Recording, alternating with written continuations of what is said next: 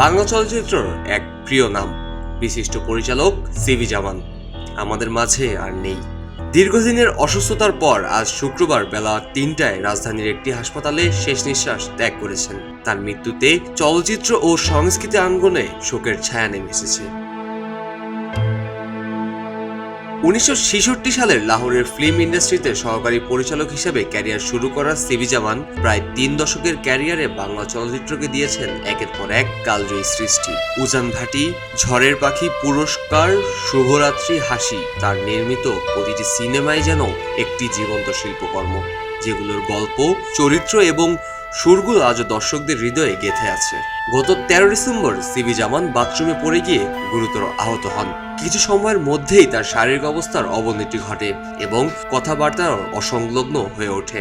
সেই দিনই তাকে হাসপাতালে ভর্তি করা হয়। চিকিৎসকরা ধারণা করেন তিনি স্ট্রোকের শিকার হয়েছেন, তবে পরবর্তীতে হার্ট অ্যাটাক ও কিডনি সমস্যা নিয়ে তার অবস্থা আরও সংকটময় হয়ে ওঠে। সিভি জামান শেষ সময় ছিলেন একে একে heart attack, stroke, kidney disease এই 3টি কঠিন রোগের শিকার। তার ছেলে সিএফ জামান জানিয়েছেন, আব্বুর চিকিৎসার জন্য অনেক চেষ্টা করা হয়েছে, তবে শেষ রক্ষা হয়নি। তার সঙ্গে লড়াই করেছেন শুধু চিকিৎসকরাই নয়, পুরো পরিবারও। কিন্তু শেষ পর্যন্ত চলে গেলেন এই কিংবদন্তি। সিভি জামান ছিলেন এক অসম্ভব সৃষ্টিশীল মানুষ। তার পরিচালনায় যেমন ছিল নাটকীয়তা, তেমনি গভীর মানবিকতা ও সমাজের প্রতি মমত্ববোধ। পুরস্কার সিনেমাটি যেমন পেয়েছিল জাতীয় চলচ্চিত্র পুরস্কারের 6টি শাখায় সম্মান, তেমনি তার ছবি আন্তর্জাতিক ক্ষেত্রেও প্রশংসিত হয়েছে। তার কাজ ছিল এক ধরনের জীবন্ত ভাষা, যা বলার জন্য কোনো শব্দ প্রয়োজন ছিল না, শুধুমাত্র তার সৃষ্টি নিজেই কথা বলতো।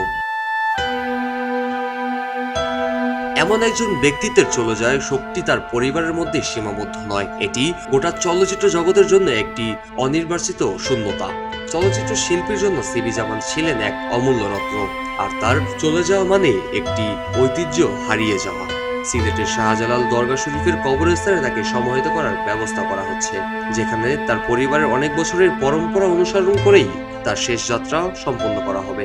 কাজী মোহাম্মদ আরাফাত, খবরের কাগজ। সবাই যখন জোয়ারে গা ভাসায়, কেউ কেউ ঘুরে দাঁড়ায়। সময় হারতে শেখালেও কেউ কেউ চ্যালেঞ্জ ছুড়ে দেয়।